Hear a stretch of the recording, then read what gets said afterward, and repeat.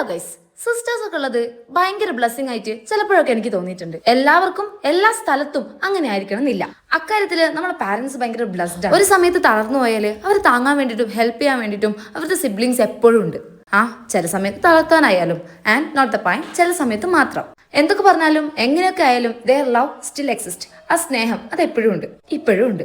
അപ്പോ ഇന്നത്തെ പരിപാടിക്കൊക്കെ ശേഷം ഞങ്ങൾ ഇന്ന് രാത്രി പോയിക്കൊണ്ടിരിക്കുന്നത് ഉമ്മാന്റെ അനിയത്തിന്റെ വീട്ടിലേക്കാണ്.